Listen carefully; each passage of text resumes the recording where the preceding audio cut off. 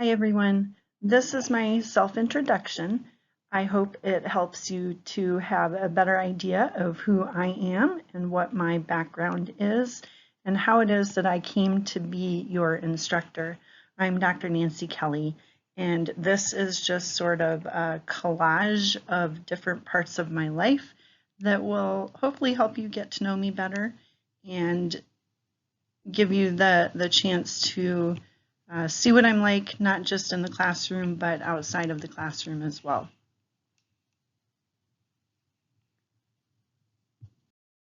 So just a little bit of background about myself, kind of where I'm from and that sort of thing. I came to UNO in 2005, so I've been in Omaha for a little while. Before that, I was in Salt Lake City, Utah for 6 years, and that is where I did my doctoral work at the University of Utah. I'll tell you a little bit more about that in a minute. But I was there for 6 years and chose to come to Omaha from there for the job with the Grace Abbott School of Social Work. So that was why I moved from Salt Lake to Omaha. Prior to living in Salt Lake City, I lived in Chicago for 8 years. And I was in Chicago, let's see, I lived, worked, and played in Chicago before, during, and after my MSW program at the University of Chicago. So I was there for a little while too. My daughter was actually born in Chicago, my oldest daughter. She was born in Chicago, or my oldest child, my daughter, was born in Chicago. And my son, my baby, was born in Salt Lake City, just to kind of give you a little reference there. I actually grew up mostly in South Dakota and Minnesota. So I grew up in Pierre, South Dakota. I was born in the Twin Cities, so lived most of my childhood in those two states, which is why probably I went to college in Moorhead, Minnesota. That was kind of a regional option for me. So I went to Moorhead State University, as it was called then. And so I lived in the Fargo-Moorhead area for about 4 years while I was working on my undergraduate degree. And if you're not familiar with the Fargo-Moorhead area, it's much like Omaha and Council Bluffs. So Fargo is in North Dakota, Moorhead is in Minnesota, and the state line is a river which separates the two, but it's really one community, basically. So I lived in Fargo, but I went to school in Moorhead, if that makes sense. So I have family and friends all over the world. I have 2 kids that you'll probably hear me reference at different points throughout the semester. I have a daughter and I have a son. My son just started his college career, and my daughter is living in Florida right now. And they are full of stories for me to share with other people, which, like I said, you'll probably hear more about. And then I have 2 silly dogs. I have a Scottish Terrier mix named Scotty, and I have a Shih Tzu named Sarah. They also provide a lot of comedic relief, and you'll probably hear stories about them at some point in time during the semester as well. But that's just a little bit about my background and sort of the people and places that have influenced my life greatly.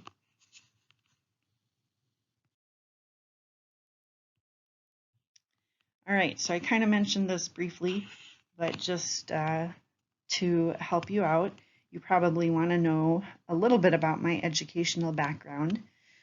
So this slide kind of shows you in no particular order at all that I received my bachelor's degree in social work with a minor in developmental psychology from Moorhead State University. It's actually now called Minnesota State University at Moorhead. So if you were to Google it, you'd probably have to look under that. While I was working on my bachelor's degree, I worked in a couple of different jobs. I did a lot of different things throughout my time in college and my life, I guess. But one of the jobs that I had while I was in college was working with people with developmental disabilities in group home settings, and I really enjoyed that work at the time. And the company that I worked for had an opportunity for us to get our associate's degree in developmental disabilities. And so I took advantage of that opportunity and simultaneously worked towards both my associate's degree in developmental disabilities and an undergraduate certificate in developmental disabilities from Minot State University, which is in North Dakota. So I kind of completed all of that simultaneously. My associate's degree and undergraduate certificate were done via correspondence, and my employer paid for that, so that was really, really nice. But it complemented my BSW and my minor in developmental psychology really well. So I had a really good opportunity with that, and I think that served me well because much of my professional background has had to do with working with people with disabilities. So that certainly was a good choice for me to pursue. After that, when I moved to Chicago, I ended up at the University of Chicago and pursued my MSW there. That was pretty challenging, but I was so glad that I was able to do that. I guess it was challenging because I was working full time and I was a single parent during my MSW program, which I'm sure some of you can relate to.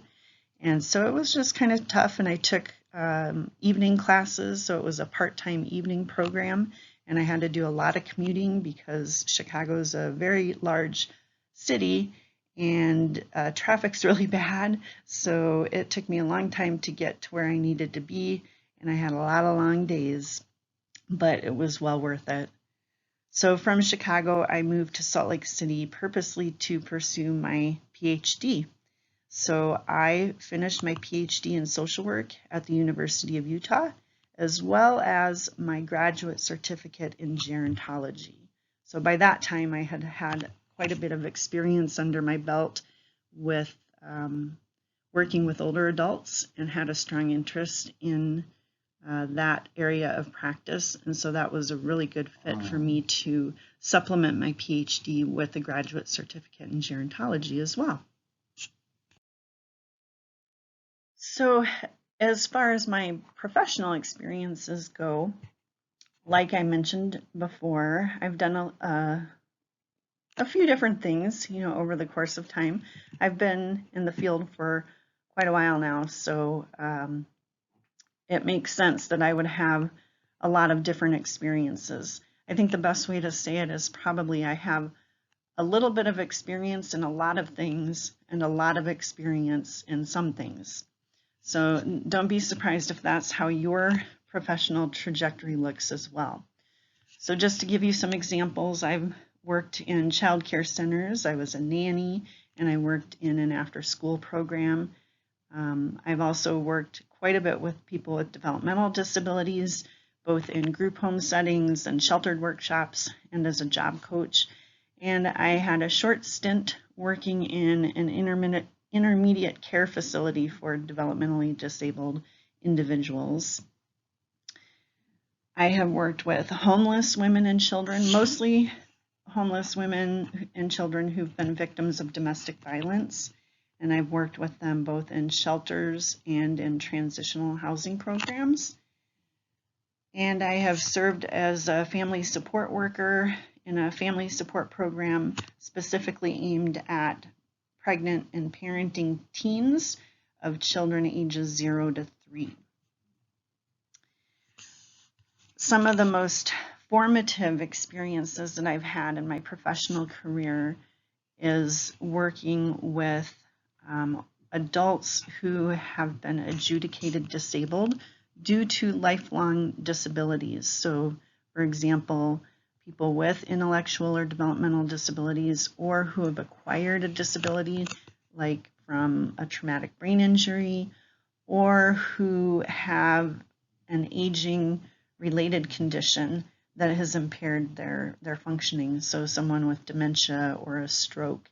And I worked for the Cook County Public Guardian's Office, which is in Chicago, and I worked there for quite a while. And most of the people that I worked with not only had these conditions which made them be in a situation to where they had to have a legal guardian, but most of them were also victims of abuse, neglect, or exploitation.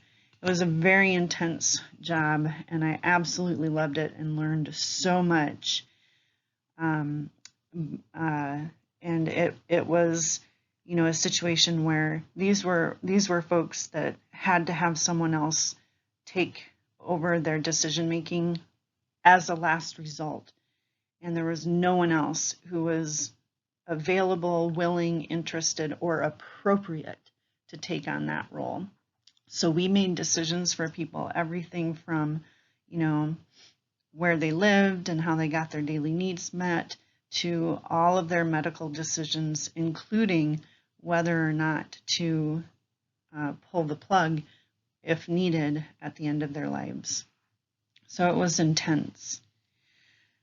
When I was in Salt Lake City, I was the executive director for a grassroots nonprofit community-based organization called Neighbors Helping Neighbors, and we served community residing older adults. So these were basically folks who were homebound for the most part, and they needed assistance to keep them in their homes. So the program was based on the idea of allowing people to age in place. And we provided non-medical home services, so it was not, you know, like a home health program, but we provided a lot of companionship and friendly visiting and chore services and assistance with housekeeping and cooking and gardening and maintaining their homes. We utilized volunteers to do what needed to be done, and those volunteers could be individuals, or they were groups of volunteers, or they were community service types of efforts that would help people to stay at home as comfortably and to be as independent as possible. That was a really good experience as well, and allowed for me to become sort of a key leader in the aging services community within Salt Lake City. And because of that role, I had opportunities to work with and collaborate with other key community partners to do things like be a founding member and organizer for the Salt Lake County Nonprofit Aging Services Provider Association, which was a network of pretty much all of the nonprofit aging services in the county, so that we could help each other out and really decrease our notion of competitiveness, I guess you could say, and figure out how we can best serve the aging population by complementing and supplementing services with each other, and to get to know each other. We'll probably talk about this at some point, but sometimes, you know, some of the challenges in the work that we do is that even if we've been in the business for a while, we don't always know what else is out there that might be helpful to our clients. And so this particular association, provider association, allowed us to get to know each other and to have kind of a comprehensive place for those of us in that area of practice to learn about each other and to work together and to support each other. Because especially in the field of aging, there is plenty of work to go around and definitely not enough resources to meet the demands. So we really felt that it was best to collaborate and to figure out creative ways to work together. I also was a founding member and organizer of the Community Mental Health Outreach Project. So my agency, Neighbors Helping Neighbors, in partnership with the main mental health provider organization in Salt Lake City, we partnered together to go into older adults' homes and work with them on their mental health issues, which at that time was pretty innovative. And even now, I think it's hard to find providers that go into people's homes to provide services to them. That's still a pretty rare situation. But we were able to get that off the ground while I was in Salt Lake. Another opportunity I had there was to be a consultant with the University of Utah's Elder Care Information and Referral Project. So while I was there, this was a program that was initiated that would help community members be able to look up resources online, but also ask questions. You know, hey, I am taking care of my mom. She has dementia. She gets out in the middle of the night, you know, at 2 o'clock in the morning, she's wandering outside and it's really a problem. What can I do to prevent this from happening? Or any sort of question related to caregiving primarily. And professionals would respond to the inquiries of the community and give them suggestions as to how they can solve their problems, or give them leads as to where they can go to get support that they may need. I was also a founding member and organizer of the Utah Coalition for Caregiver Support. At that time, this was the first effort to provide resources to family caregivers throughout the state of Utah. And we were kind of an information and referral source for that population. And it was we had a statewide mission. So we had members from across the state, from provider agencies that knew a lot about caregiving and had helpful information to pass on for older adults and their family caregivers. Another opportunity I had because of my role and experience and positions in Salt Lake City was that I was the president of the Project CARE Coalition, which was CARE is an acronym that stands for Community Action to Reach the Elderly. This was actually a national campaign, and there were various communities across the country that had chapters of Project CARE. And this was kind of an advocacy group where we did a lot of education and advocacy around the needs of older adults. And the coalition that I was president of was representing a very specific catchment area within Salt Lake City that had the highest proportion of older adults in the city. So the needs were a little bit greater in that particular area. So we did a lot of advocacy around things that would make their lives better and to help them stay in the community and to make the community a more aging-friendly environment. So that was also an exciting opportunity that I had in Salt Lake. So I guess that kind of tells you about a lot of my working background prior to coming to UNO and Nebraska. You're going to hear probably throughout the semester some reference to some of those jobs that I've had and positions that I've held and so on and so forth. And of course, there's a lot of different things that I've done since I've been in Omaha as well through my service with the community. So I'll be sharing some of that with you as we move forward too. As far as my academic experiences go, I actually started teaching in 2001 while I was at the University of Utah. So I've been teaching for quite a while. I've been at UNO since 2005, however, so the bulk of my academic experiences have been here. So this slide just kind of tells you a little bit about the different things that are related to my experiences as an educator. So here at the Grace Abbott School of Social Work at UNO, this is just some of the titles that I've held, or I guess some awards that I've had, or different time frames of when I've had different positions, moving up the ranks from assistant to associate to being a full professor. Currently I have an endowed professorship position, the David Scott Diamond Professorship for Community Service and Public Affairs. I was just selected to be a part of an Interprofessional Academy of Educators as an affiliate member. This is an academy sponsored by UNMC actually, but it's for healthcare educators, and social work, of course, is part of the healthcare profession.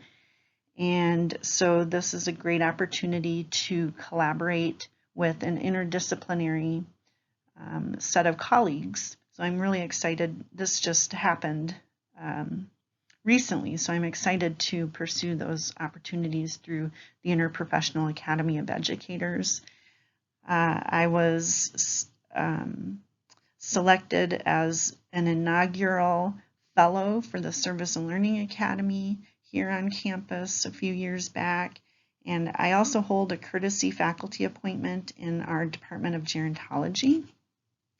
And I guess something not listed on here, but I take pride in, is that I was the lead faculty member and received an award for, this was a national award that was given to only 3 schools of social work across the country for their efforts to infuse gerontology throughout their curriculum. So we were recognized for the Anita Rosen Award through the Council on Social Work Education and the John Hartford Foundation for, like I said, being a program of excellence for advocating for gerontology and social work. That was pretty exciting as well. While I was at the University of Utah, I mentioned that's when I actually started teaching. So I did, I was also in school as a doctoral student, but I had the opportunity to teach as an adjunct. I was a graduate assistant while working on my PhD, and I had opportunities to coordinate specific research projects and to do other work through my position with Neighbors Helping Neighbors while working on my PhD at the University of Utah and teaching and publishing and doing research and all that fun stuff. While I was with the University of Utah, I also, because of the work I did with our BSW and MSW students there, I became a faculty liaison field instructor for Brigham Young University. So that was kind of in conjunction with work that I had been doing with practicum students already. So I was able to add that to my resume as well. So that kind of gives you a little bit of my background with regard to academic experience, where I've been with, and the types of roles that I've held at these different institutions. Okay, so this slide is going to tell you a little bit more about my teaching experience. When we talk about academia and social work educators, there's basically 3 areas of expectations that we are obligated to pursue. Obviously, in academia, our primary function is teaching. And so this slide just gives you some names of the courses that I have taught over the years or typically teach. So I usually teach human behavior and the social environment. I've been teaching that since I started teaching in 2001. So I've taught that at both the University of Utah and at the Grace Abbott School of Social Work at UNO. And I've taught it for both undergraduate and graduate students in social work. I have also taught in the areas of research and policy. I have taught aging courses, and I usually teach the advanced community practice course at UNO as well. I've taught supervision and administration. I have taught courses around couples and families and marriage and families. And I've taught courses around caregiving, and obviously now this planning class. So, and I've also been actively involved in our practicum, both here at UNO, but also at the University of Utah and Brigham Young University. So that kind of gives you an idea of, you know, the depth and breadth of the types of courses that I have taught over the years. So this slide kind of shows some of my current interests and activities with regard to service. This is probably where I thrive, is in the service aspects of my job. I have already shared a lot of the service opportunities that I've had through professional experiences, you know, previous jobs that I've had, which you will probably hear me talk a little bit more about. But this slide kind of shows you some of the things that I am actively involved in currently, and maybe some things that I have been involved with in the recent past and during my time here at UNO. Once upon a time, I was actually the MSW coordinator for the Grace Abbott School of Social Work, and I take pride in that role. And so that has helped me to know a lot about our program from the inside out. So we have great coordinators right now, but if you ever have any questions about our program, you know, my role as the past MSW coordinator and just the longevity that I have being here in the school, I know a lot about our program, and so am free to answer questions if you ever need to ask anything or want to chat about something. Please feel free to let me know. I serve on review boards for several scholarly journals, including editorial board of directors for them. That means that I get to see manuscripts that have been submitted for publication before they even get published. So I'm one of the people that gets to decide whether or not a journal article even happens. So there's several journals that I review for, and that's pretty exciting. It keeps me in the know and on the cutting edge of what's happening in the field and what research is current, because I get to see it before it gets published. I have been involved in many different conferences as an organizer, in the midst of planning an upcoming biennial conference, the Aging with Passion and Purpose Conference, which is one that I'm a co-founder of and co-organizer for. So you'll probably hear a lot more about that, but there's several different conferences that I've been actively involved in organizing or even creating. I am one of the founding members and co-leaders for the Nebraska Mental Health and Aging Coalition. I serve on Region 6, the Behavioral Health Advisory Council for Region 6 Behavioral Health Care. I'm actively involved in NAMI Nebraska. I'm a past president for NAMI Nebraska, but I currently work with them in a consultative role and helping them plan the annual fundraising walk. So I continue to be tied to them, even though I don't currently serve on the board of directors for NAMI Nebraska. I was also one of the founders of NAMI on Campus here at UNO as well. That is actually sponsored by the CAPS program on campus here, the Counseling and Psychological Services, our student mental health services. They kind of help organize that, but I'm one of the folks who got that going. I currently serve as the secretary of the board of directors for a local organization called Nebraska Family Support Network, and I also serve on the board of directors as the secretary for Help Adult Services. I have been actively involved previously with partnerships and caregiving, and have memberships with many professional organizations, including NASW and Age Social Work, which is kind of a subsidiary professional group from GSA, which is the Gerontological Society on Aging, and NASW. I previously was part of the Nebraska Geriatric Education Center. That was a 5-year federal grant that we held in conjunction with UNMC to implement a geriatric education center for professionals working in the field of aging, and actually also to help increase preceptors in the field.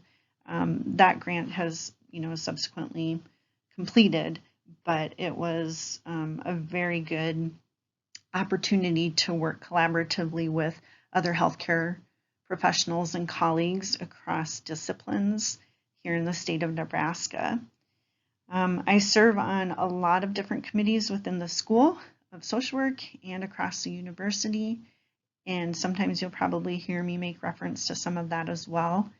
And I also serve in the capacity of a consultant to a few different organizations in town as well. So that kind of gives you an idea of some of the things I'm involved with in our community and our state, and what I do when I'm not in the classroom or on Canvas, I guess, teaching or doing research.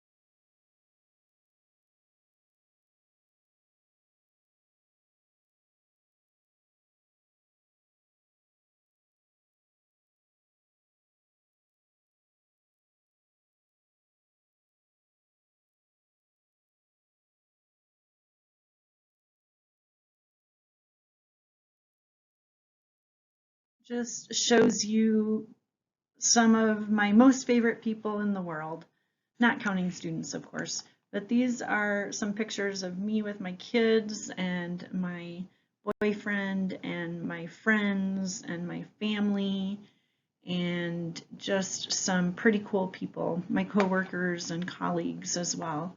So that's just to help. Oh, and my dogs are on there too. So that just is there to help you see me, from a social perspective as well. Now, for a look on the personal side of Dr. Nancy Kelly. So this is just to give you a feel for, things that I do when I'm not at work or not working on class-related stuff or anything else. So here are some of my pastimes. So during the summer especially, I like to work in the yard, And that's usually when I'm also busiest with any do-it-yourself kinds of projects. So summertime is usually when I end up doing projects around my house, or making home improvements or things like that. I like to walk my dogs, and I like to work out when I can. I actually have kind of an interesting workout plan. So earlier in the year, I joined this Class Pass, which is pretty cool because it allows me to go to different gyms or exercise facilities and take different classes. So I don't have to join one place. I have the liberty to kind of explore different facilities or different groups or different activities, and I like that because it gives me choices, and it kind of prevents any monotony of a routine or anything like that. And I get to meet new people and have a variety of instructors and whatever. So that's what I've been doing now, is Class Pass to get my exercise in. And I like to do things like cardio activities, yoga, Pilates, bar, and the Class Pass is nice because it does allow me to explore different places that offer those different types of classes. And when I can, I like to play the piano and sometimes read as well. And when I'm not doing any of that, here's some of my guilty pleasures. I am one of those people that I guess really enjoys kind of like murder mystery things, or like, how things really happened and who did what and how they did it or whatever. So this is my guilty pleasure, I guess. These are the kinds of shows that I'll watch if and when I ever have time. So sometimes I find myself really getting into different series on some of these networks or programs.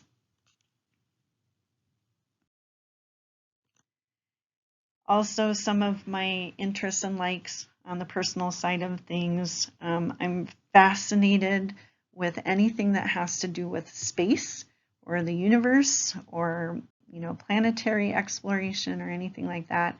If you would have asked me when I was in 7th grade what I wanted to be when I grew up, I would have told you an astrobiologist, which means I wanted to look for life on other planets.